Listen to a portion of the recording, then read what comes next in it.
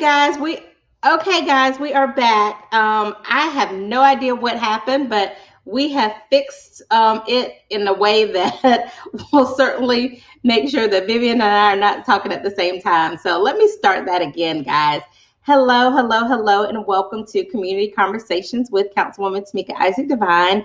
I'm Tamika Isaac Devine, and thank y'all for joining us this evening. This week is what I'm calling my Community Activism Week. And this is where I am bringing you, introducing you guys to folks who are doing amazing things in the community.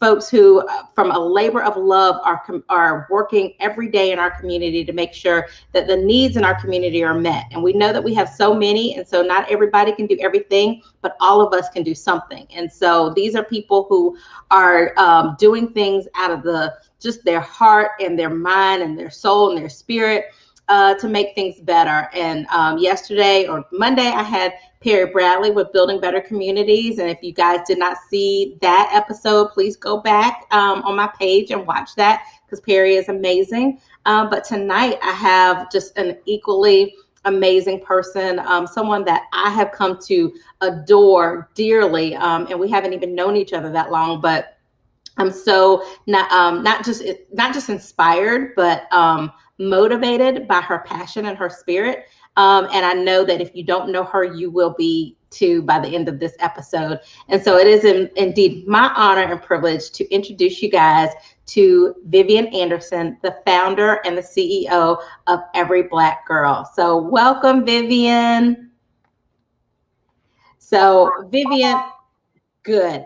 So I was gonna say, so Vivian, so what we decided to do, so we don't get the feedback, Vivian's gonna talk, I'm gonna mute, and we're gonna go back and forth on that. So first of all, Vivian, I want to just start, if you would just go ahead and introduce yourself to everybody, for those folks who don't know you, because by talking to you, people can kind of probably tell that you're not from Columbia, South Carolina. So introduce yourself to everybody. And then my first question to you is, I think your story is so inspiring, and we'll get into Every Black Girl and what you guys do and how you started that. But Every Black Girl is not your first foray into activism. So I want you to introduce yourself and talk about, how did you get into civic engagement, activism, and community organizing? Hello, everyone. As Tamika said, I'm Vivian Anderson.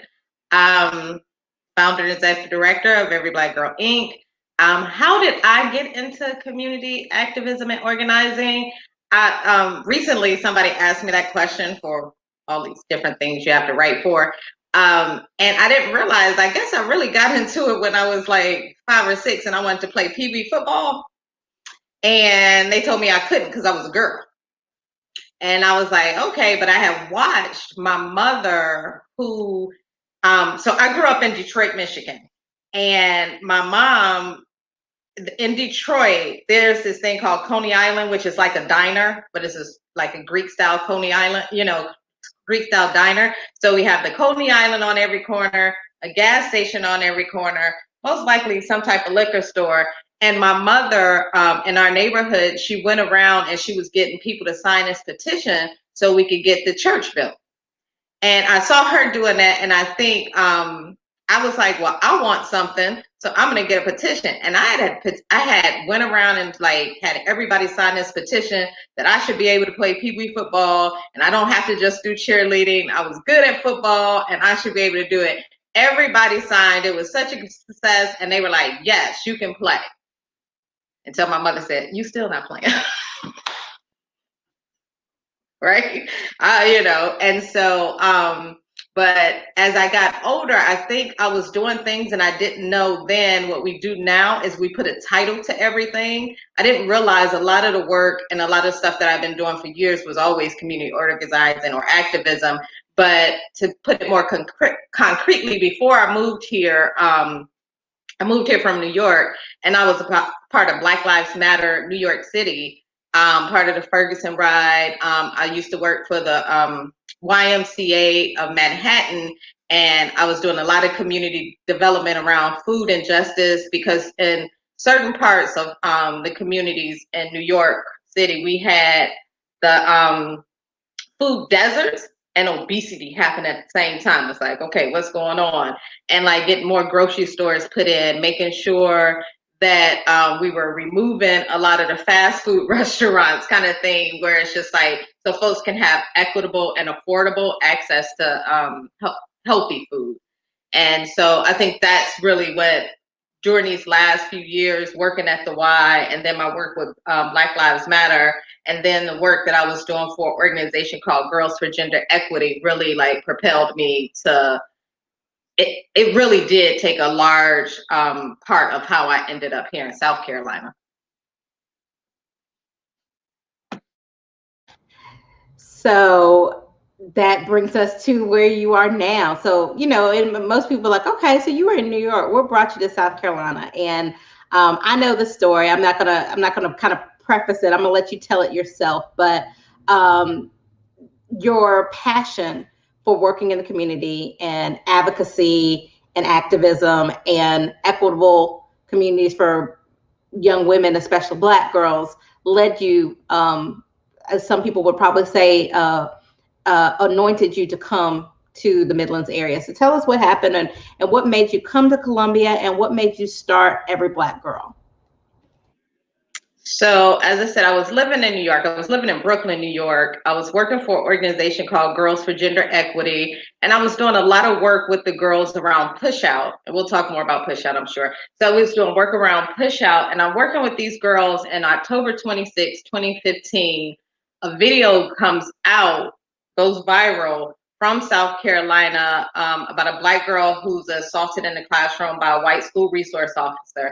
I could not, like, I saw it, and like the rest of the world, I could not sleep. And so I decided, like, I'm just gonna go let the girls know, because not only was she assaulted, but her and her classmate were arrested. And I was like, you know, I just want to go there, especially because at that time we were doing work with Eric Garner, Michael Brown. We were doing stuff around Tamir Rice, Sandra Bland. We were doing all these things because we saw all the harm that was happening to Black bodies. But when saw this Spring Valley and it went viral, I didn't see that same push where I'm like, oh, we're not getting on bus loads, we're not taking bus loads, and we're not going out there, you know, we're not going down in the South. Like, and I was like, I literally just wanted to come and just hug the girls and let them know that they were loved and they were supported and whatever, you know. But when I got here, some of the reaction was a little different, like, oh, you know how Black girls are, you know what this is. And I was like, no, nothing deserves that. And long story short, I decided to, because I started doing healing circles, folks were, because that was traumatic, and people really were impacted by it and didn't have, you know, we're like, what do we do? How do we move this? And so, as I'm meeting more and more community folks, and I was coming back and forth because I was determined to meet those girls on my first trip, which was a 2-day trip. I didn't meet them. So for almost like 2 years, I'm traveling back and forth. Now I met them, but folks kept saying, when are you having a next event? When are you doing this? When you're doing that? And one of the biggest things that I learned was that I cannot do I will not be a drop-in activist. I'm not going to come in and do community work in a community I don't live in. And so I relocated to South Carolina because I wanted to make sure all the national work that I had been doing around gender and racial equity, the Southern Black girl's voice was elevated in that conversation. So yeah, so I was living in Brooklyn, saw what happened, wanted to see how I could support and like really make sure Black girls are being saved. So it had me relocate my life to South Carolina to do this work. That is awesome. Oops. And you said the word anointed. I often tell people I was being obedient because I remember laying on the couch and I was like, God, really? I'm supposed to go there? And I really feel like I was being obedient. So that's part of it too, where I felt like this was something that it's not like I'm like, oh, I'm about to go and do this. It was really like me and my conversations with God, like, okay, here's the next path. This is what I'm calling you to do. So often say I was being obedient. Good. And for those of you who might be just joining us, welcome to Community Conversations. We're having a conversation tonight with Vivian Anderson, the founder and executive director of Every Black Girl Inc. And we're talking really about how she came to South Carolina and how she got started. So if you are just joining us, please click in the chat, say hello, let us know you're here. Also, if you have a question for Vivian or myself, please make sure you put that in the chat as well.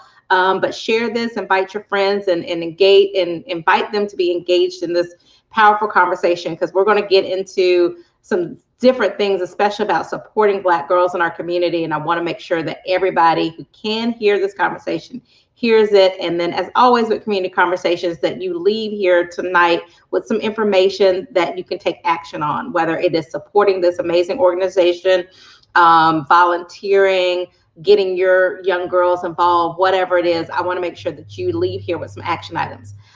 So with that said, Vivian, let me ask you this. You said something that I think is very telling, and you mentioned about how you didn't want to be a drop-in activist, and so you relocated. And I think a lot of people hearing that probably feels like, wow, that's just really dramatic. But for me, that says how passionate you were about this issue, and in your coming here, the needs that you saw, the unmet needs that you saw, that you felt that you could speak to. And so I think that's really powerful, because I don't know if a lot of people, no matter how important an issue it is to them, that they would actually relocate to a community to be involved.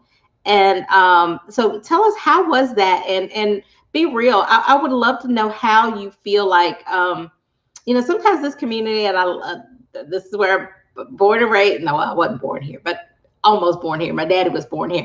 I was born while my parents, when they got married, I was born up the street in Charlotte. But anyway, but being here and being raised in the Midlands area, being raised in Columbia, we have an amazing community. But I do think it is a close-knit community that sometimes probably people don't feel like, I'm not from here, so I can't make a difference.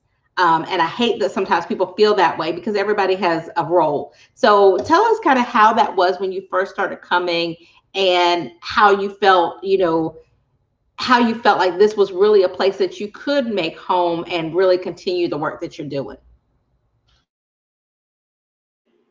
Yeah, I think I often, like I said, one of the things is that there are so many times when we have a certain issue that needs to be addressed, and you have, we've seen all the protests, we've seen folks go in and then they leave out. And I even look at it historically, when we look back at things, how you have all these people come and then they leave, and then you have this community who's been given something and then it's not there. But when I first got here, I'm going to be very honest, I was not welcomed. They were like, you ain't even from here. You people from up north think you can come here and give us answers to this and that. And I was like, no, I'm actually not here to give answers. I want to know how I can best support. I really wanted to be a support.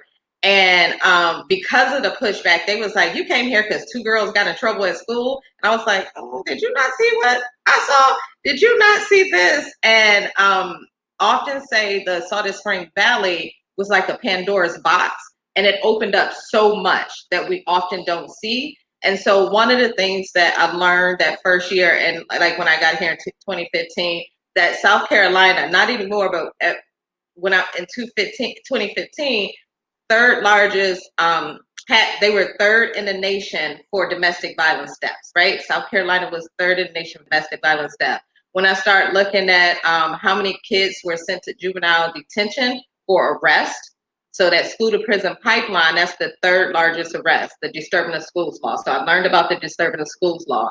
And so what made me, like I said, again, what made me stay is I need to be, I had to be front and center. Folks were like, whatever, you'll be gone like the rest of them. People pop in and out, and people come in, we had to Charleston, but you had the Charleston, now you had this, people came in and then they left and then they leave. And I just kept hearing left. And especially when it came to the girls, I started doing programming And they're like, when's the next one? When's the next one?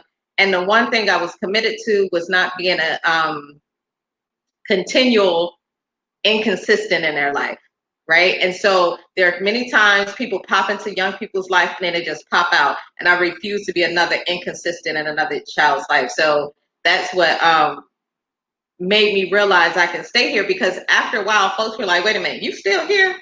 You still here? You still here? I'm like, yeah, I'm here. I'm doing it with you. And then oftentimes, like, so this is my analogy when I think about things. We can all welcome a president to, like, oh, he can stand for us or she can stand for us. Or Mayor Benjamin is not from here, but how we welcomed him and how everybody welcomes him and loves him. That's how I feel about activism, because I think every level of government should have activists, folks who believe in community and who want to see community change for the better. And then the last thing I'll say is, I have this saying, and I'm gonna say it until the wheels fall off. You shift the South, you shift the planet. And I believe it starts with South Carolina, because when we think about our historical context, the slave ships landed here, and it's been so much harm. It's been so much, right? And so I just really believe, like, if we're gonna shift this planet, it's gonna start with shifting the South. So true. So tell us, let's talk about Every Black Girl. So for those folks who are not familiar with Every Black Girl Inc., what is Every Black Girl Inc. and what is your mission? So Every Black Girl Inc., our mission is to create a world where every Black girl thrives. Now, it's our belief, in order for that to happen, everybody around her has to thrive. So that means we have to be working with everybody to ensure the thriving of Black girls. That's schools, that's DJJ, well, juvenile justice systems, that's foster care systems, that's community, that's home. So we work with everybody. We provide direct programming. We meet with the kids, and we also serve boys as well. So we do direct programming with young people, and we also do programming with adults. I think in our programming, we look to, like, build folks up so they can be advocates, not with Black girls for themselves, but others. What is advocacy? What does that look like? We really look at policy change. We've been able to take kids abroad, because I always want Black girls to know, no matter where they land on this planet, they belong. So they've been to South Africa, Antigua. They've traveled throughout the states, joining other girls, not just Black girls, but other girls with understanding what does it mean to be a Black girl, and what is gender equity, and how do you achieve it.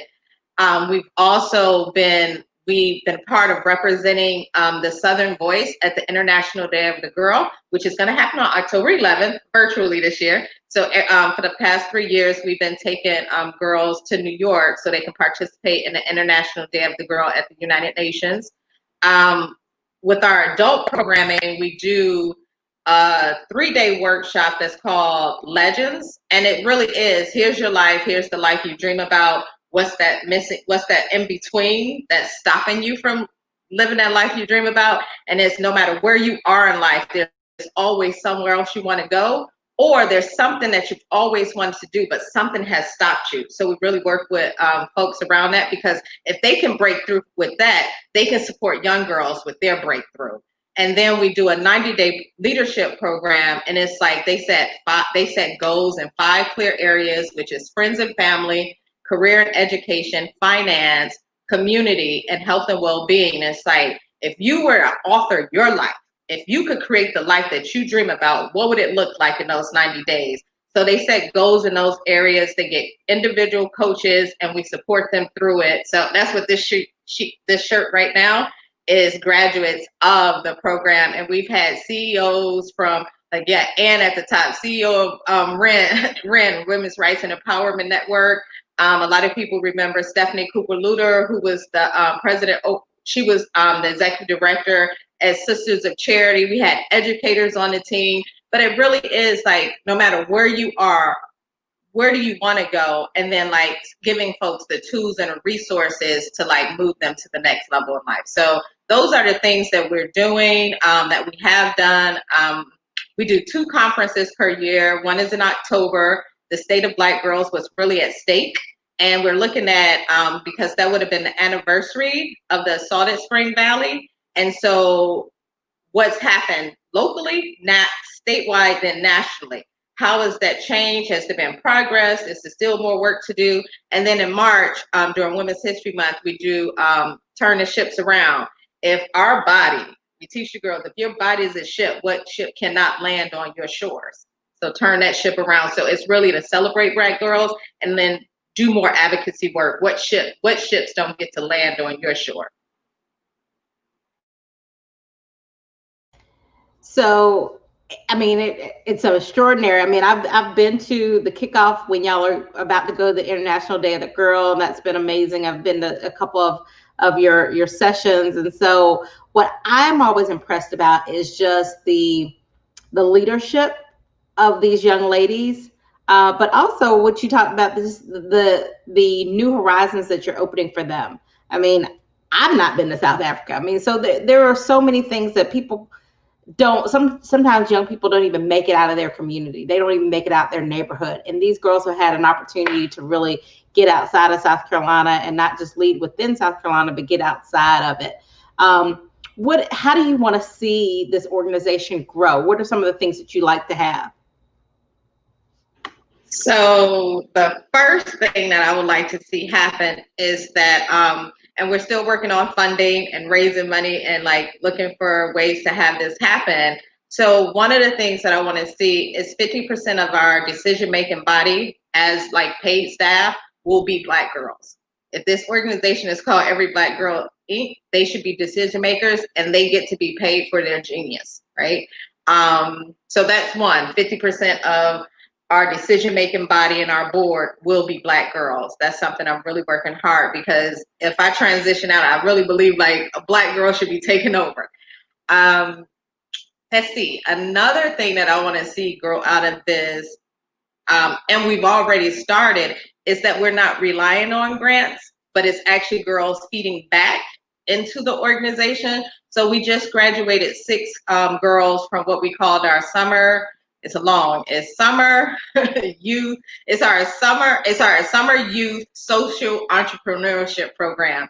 So 6 girls started their own businesses this summer. They did a 6-week program. They have LLCs. They have actually websites. They have line. They actually have like full products that you can order now. There's a couple of girls, their products you're gonna have to like wait, because it's like, I want to be an interior design, and they can't do that now. Or I want to have a doggy spot, and they can't do that now. But yeah, so I really want to see it be something that's actually resourced and ran by Black girls. That's like and also want it to be my long-term. I stopped saying I wanted to, I used to always say, I want to like work myself out of a job. And I realized like I was only focusing on the things that's not working, but the organization will continue, not because it's a need, but because we are actually always there to keep making sure girls have this, so the need won't be there.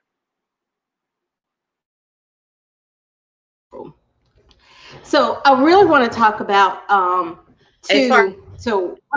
oops, go ahead.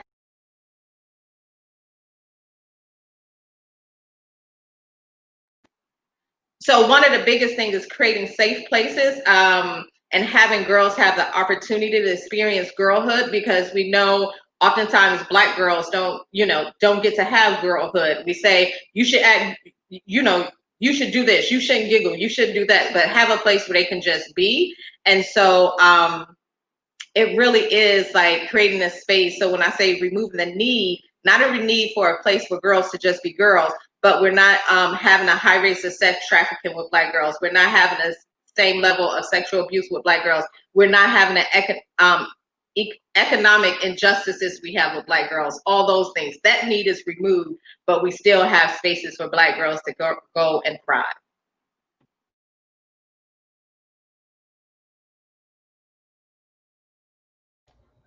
Cool. So let me ask you this. Okay, so one of the events that I came to that you guys had was the viewing of the movie Push Out, and you are in there. You're interviewed in that documentary, but can you explain? Because and I know I see Tiffany Tichy on. Hey, Tiffany. She says, let's see. She said, "What ships don't get to land on your shore?" She loves that. So, but hey, Tiffany and I talked about this as well. About and this is like pre-COVID. So COVID happened, and we were. I think she was planning I guess a slumber party of girls to watch Push Out. But the documentary, and I don't want to try and paraphrase it, but the documentary is about the school to prison pipeline as it relates to Black girls or really, I guess, girls in general, and how they are pushed out of the system. But can you explain that for those folks who are not familiar with the system of push out? What is it, and what role are you with Every Black Girl playing in trying to address that that phenomenon? So, in a short context, push out is any interruption in a child's education that will lead them to leave school. So most of the time, kids don't drop out; they're pushed out because there's a school system, there's something that's happening at school that has them not connect. And it's so many, like, so when we think about Black girls and the documentary was Push Out, the criminalization of Black girls, all the things that are pushing young people out. And anytime, like, even with the resource, what happened with Shakara at Spring Valley, that's a form of push out because her school was interrupted, right? And she got arrested. She didn't have school. So we look at those things. We also look at what are the things that's happening in classrooms? What are the supports that young girls need in school, specifically Black girls, because Black girls are being at faster rates, not necessarily higher rates, but faster rates than most of their counterparts to be referred to like DJJ or pushed out of school. And it's because like we're like, oh, we got these rules, we have policies or dress codes where I can't wear a head wrap or I can't wear my braids, and all those things are anytime a child feels like they can't be their full selves, and then we're gonna like penalize them for being their full selves. Those are different forms of push out. So as far as my work and what I've been doing with it, is like really working with teachers, because I'm a strong believer that I don't think anybody goes through all those years of school to go to school and harm children. Sometimes we're bringing in our own biases, implicit, unconscious, whatever you want to call it. There are biases that come in. And I'm not just talking about white teachers against Black kids. I'm talking about even Black women against Black girls, because there are things, because there's a two-sided fold where it's like, yes, because we're Black and we're girls and we know the struggle, I have to go harder on you. So they don't receive the nurturing that other kids or the passes that other kids get. So it's really like to start explaining, to like support teachers and education systems to really, or school environments all around, to understand like, here's what's showing up, here's the stats, and here's what we can do to like switch that narrative. Let's change it, and let's make sure that and push out, understand it's not linear. It's not like, oh, something happened at school, a child gets arrested, they drop out and they go to jail or anything like that. When we talk about the school to prison pipeline, there are so many things where once I graduate, I'm never going back to school, I'm never doing this, because of something that harmed them in school that was never addressed. So that's a lot of the work that I do. Like, let's start identifying it now. Let's see how we can support the entire system, change it. Like, let's really flip it. What does it mean to have transformative schools, restorative justice schools? What does it look like that we're gonna like really look to support all children? Specifically, my work is centered around how do I help folks understand what are the things that are coming up against Black girls. And so we do a lot of policy work. We do a lot of advocacy in schools. Things happen. And oftentimes our parents sometimes don't know. So we come in to support parents and advocating for their kids in school. That's good. Latasha Tate says, agreed. She said, valid point for traditional school disciplines. And it is, it's really about education. And I think that one of the things for me as a policymaker, which, I'm not over the schools or anything, but what was powerful for me by seeing Push Out was, like you mentioned, there are so many things that come into play. Some are biases, some are lack of support for a family structure that that young Black girls are coming up in. Some could be, just the other things that are challenging young girls as they are trying to do well in school. So there are a lot of things. There isn't just one thing. And so one of the things for me was watching it, thinking, okay, how do we change the system to the point where the school that is supposed to be supportive and be nurturing, and I know wants to be, but I think over the years the schools have been tasked with having to do so many other things that they weren't necessarily equipped to do, but have to do. How do we change kind of that system to recognize that if we're going to be addressing the whole child means, confronting some of these obstacles and barriers that may have presented themselves, some intentionally and some unintentionally. So what are some of the things, I guess, from that work, the work that you're doing around that field? What are some of the things that you believe the community might not completely and fully grasp when it deals with, particularly with the work you're doing with Black girls, what contributes to that push out?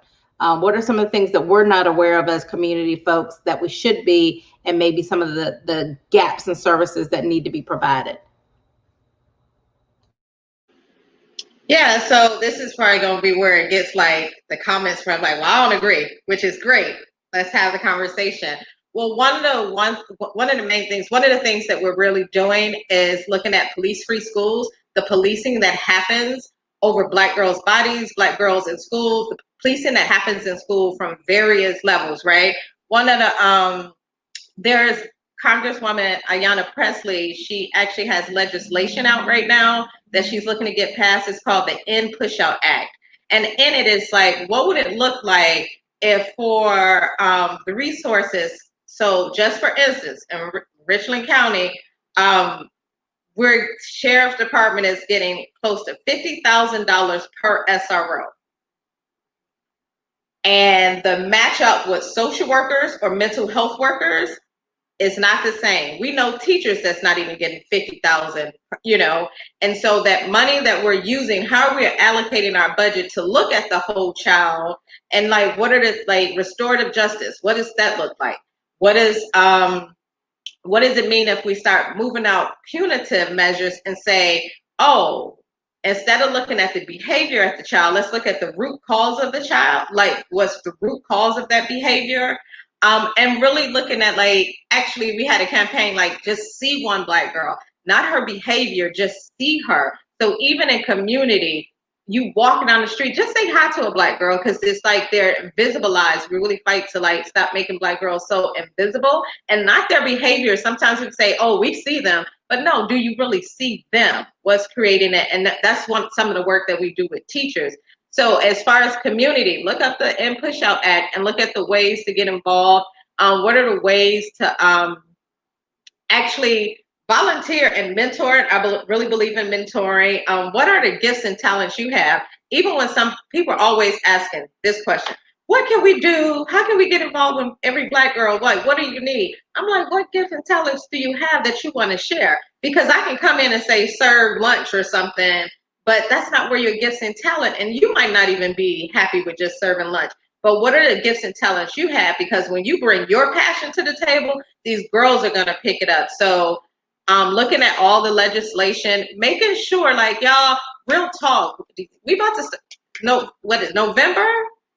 Who's not just in the White House, but who's running locally really impacts what happens with children. We have school board elections coming up. We've had them coming up. Like, really, even, like, I don't have biological children, but I feel like every child, and I'm always going to quote a song, Destiny's Child is like, who am I to think, every child that I see, I have to claim as my own, because we all live here. And so really looking at what changes you can make within schools without being involved in school. And that's like the vote. Like, and yes, I've been talking about voting so much because November is right around the corner. So you're going to hear me keep talking about voting.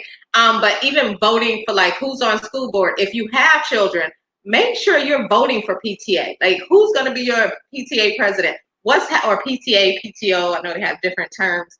And how are you? Like, what do you need? And make sure you're showing up and in the best way you can. Because I know sometimes parents will work. You're working all day, and then by the time you get home, a PTA meeting, you're not making it. But figure out a way to get involved. And I think most of the time, folks know the answer. I would say just act. That thought that comes into your head, say, I wonder if yep, that's what you do. Just go do it. I hope that answered it.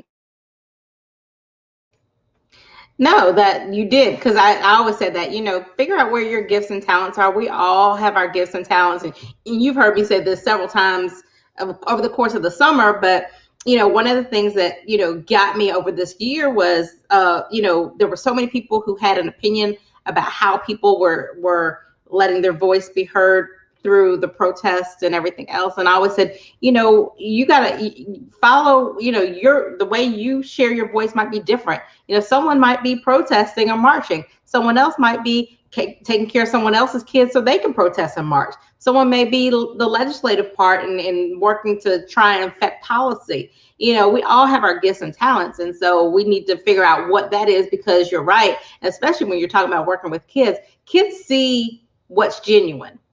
And if you're there because, I just want to volunteer, and even if it is genuine, but you're just doing something just to do it, and it's not something you are passionate about, then that might not actually speak to that child like you really doing, teaching, dance, if that's your passion, or whatever else. So no, I solely get that. I did Google Ayanna Presley's In Push Out Act, and I put it in the chat. So if anybody, if you want to click on that to learn more about that, please do that and put that on here. And then I'm also here, hit the wrong thing. Then I'm also putting in the chat your website for Every Black Girl, because that is your website that tells a lot more about what you do, and it also donate is on there. So you're part of it could be supporting the efforts of what Every Black Girl does. So I put both of those in the chat. So if anybody has any questions for Vivian, please, go ahead. We've got about 10 more minutes. So if you've got another question, let us go that. So let me ask this. When, you and I have talked about, we've talked about that voting, because that, that's where I'm passionate about too, because I do truly believe, from this week on, from voting and the census, those are the two things that people have heard me talk about. Oh, I didn't realize I lost the earring. Okay. That's all I've been talking about over this last week, is voting and the census, because it is so important that we do have our voices heard. We have to have the right people in office, people who care about these issues. And even if it's not an issue that they currently know about, they're open to hearing about it and listening to folks. But we also, the census, it brings resources within our community to support the things that we need. So with what you guys are doing, and then I'm going to let you kind of tell, I want you to talk a little bit about how can people specifically learn. I put the website up there, but how can they learn more about the work that you're doing? But want to know as far as nationally, because you also, Every Black Girl right now, you've relocated here. Every Black Girl Inc. is headquartered here, but you still are very involved nationally with things are happening. And I guess one of the things, and I preface this by saying I'm not negating any of the other big national movements that have happened and things, because they are all so important. George Floyd woke up a nation like no other horrendous crime that has happened before. And that was not the first Black man that was killed at the hands of a police officer, but it did wake up a nation. So all of them are important and they have things. But what I have noticed, because I know you, I have learned about other incidents nationally through just knowing you, because you have been doing this work. And it doesn't seem like there has been a whole lot of attention, I guess, around some of the injustices that happen with Black women, particularly Black girls. And I think, of course, that's why Say Her Name started, Sandra Bland and then, Breonna Taylor. And because it was about the fact that a lot of the Black men were getting more attention, and not to say they're not important, but we want to make sure that we fully grasp what is happening in this country. And right now, since we are talking about racial reconciliation and things that people can do, I think it's important to understand what's happening with Black women as well. And so can you talk to us a little bit about just what do you see nationally and some of the things? I know you went, I think you were in, was it Detroit? You were in Detroit this a few weeks ago. There was an incident that happened there that I had not heard. I didn't see it on the news, and I heard it through you. But what are some of the things that are happening that so that we can be more aware of the things that are happening, the injustices that are still happening in this country right now as it relates to Black women and girls?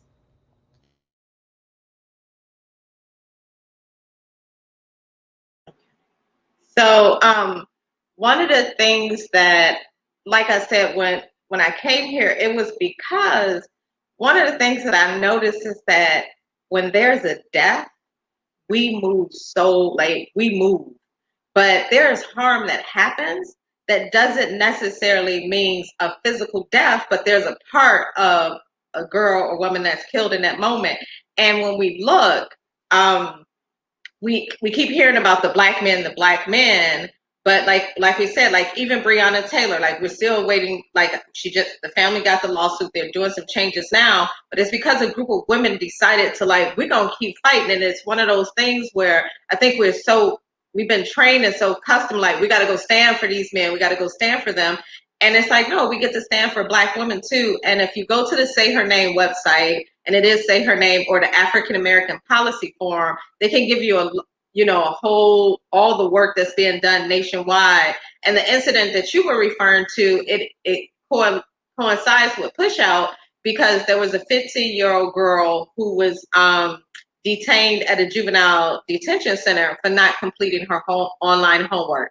Yes, is there backdrop? Yes, but it started that, she had a conflict at home with her mom, and they had put her on probation because she was, put on probation. And one of the probation violations was being schoolwork. But during online learning and a child with an IEP, all the ways that we criminalize Black children, because the research shows a lot of the stuff that's happening with Black girls and what they're being penalized for, their counterparts are doing the same thing. It's not that often say it's not that all girls don't do the same things. All girls don't get punished or getting the same treatment after that thing has been done. So I stayed with the national work because I still believe that it's so connected to here. Like whatever happens in any backyard, let's make sure it doesn't happen in this backyard. And so that's one of the things that I do or I look for when I'm like, okay, even international work, right? What's happening internationally, it impacts our girls, right? Like, so how do we make sure? I believe if it's one of those things. You raise a daughter, you educate a daughter, you educate the nation, right? And so I'm really intentional about like how do we can't talk about pay equity for women and we're not starting with how do we make sure our girls can get to women so they can get that pay equity.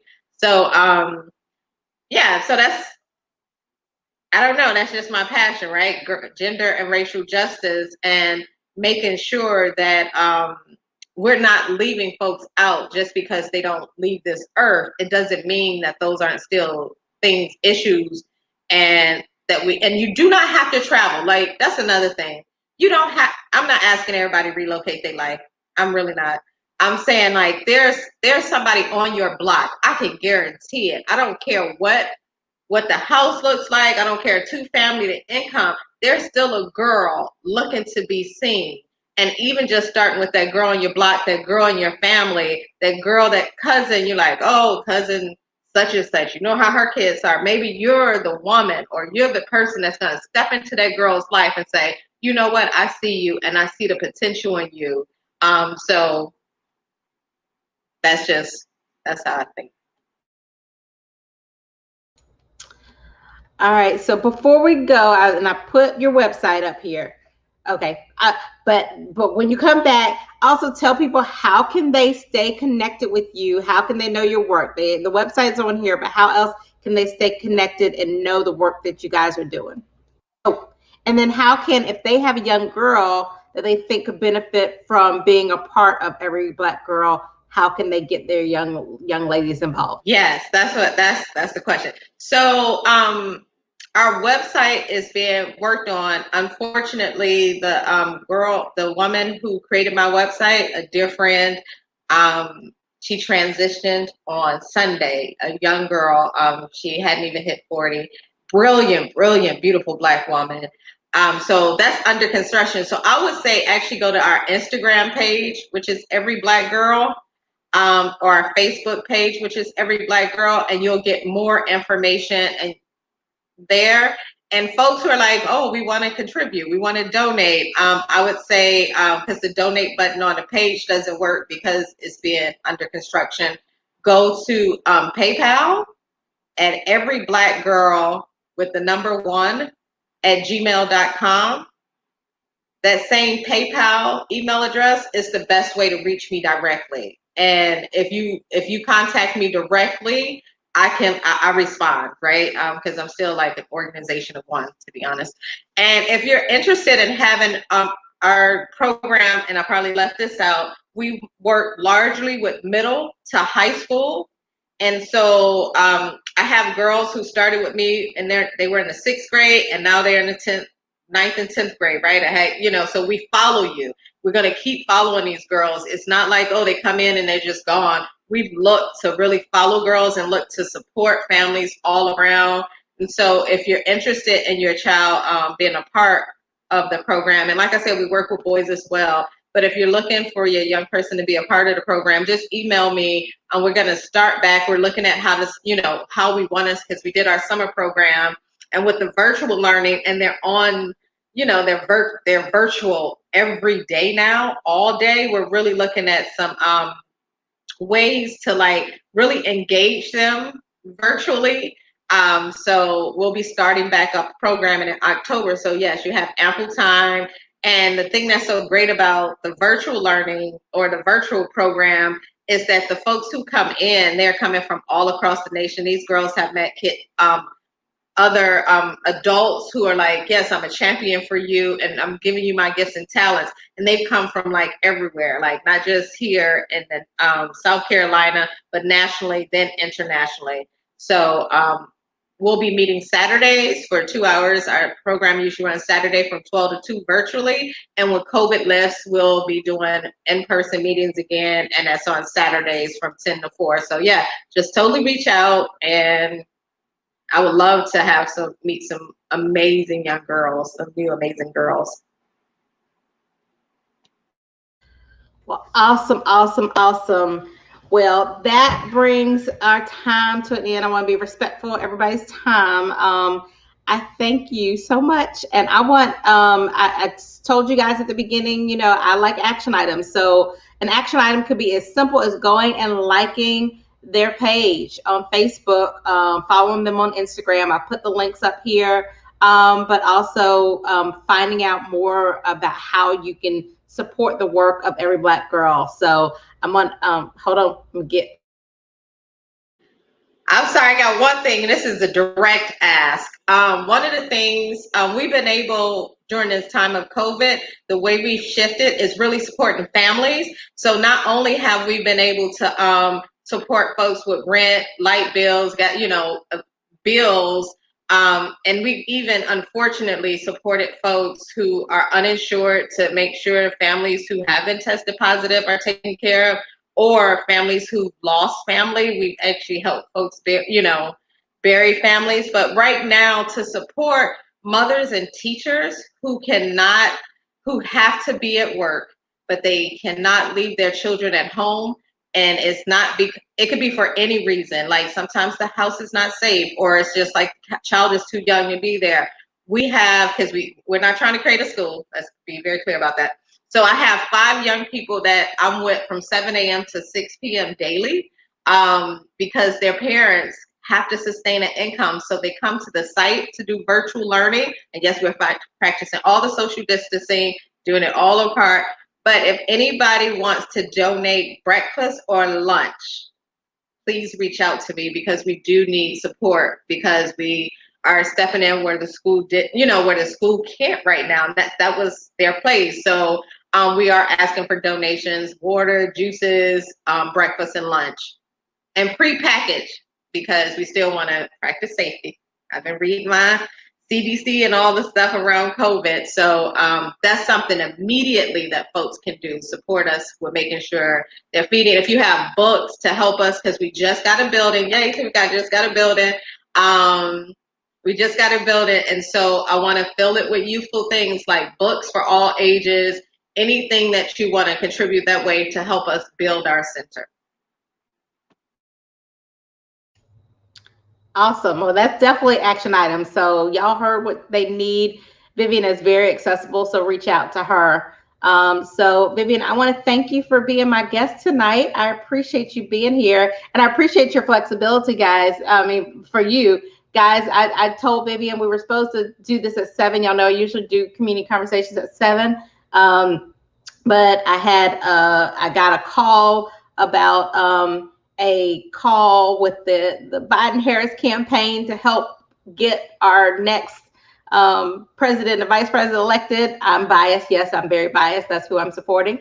And so I wanted to try and at least jump on there to see what I can continue to do to support them. So she was very flexible. So I thank you. But you guys, I'll be back tomorrow night at 7, and I'm going to be interviewing Cassie Alia with Serve and Connect. Cassie, I love her. She is also doing amazing things. Like I mentioned, this week, I have so many folks. There are so many folks in our community that are doing amazing work. I hope over the next few weeks, I bring you a lot of them. But this week, these were the top 3 that I thought about that I know are doing so much good in the community, and not everybody knows. So hopefully more people know, but more people will know about the great work that Vivian is doing if you share this and invite people to go back and watch the replay. So if anybody is watching a replay, go ahead and hashtag replay. Let me know you're doing it, but share it with folks so that they know how to support Vivian and what she's doing. And Vivian, not only do I want to thank you for your time tonight, but I want to thank you for your commitment to this community. You have come in here, and this is home for you. I mean, you might not have been here, but this is home because you've made it your home. And I appreciate everything that you're doing. So I love you. Thank you for what you're doing. For everybody watching, I love you guys. Thank you for watching. Thank you for getting informed. And so I'll see you tomorrow night at 7. So until next time, I'm Tamika Isaac Divine. Good night and God bless.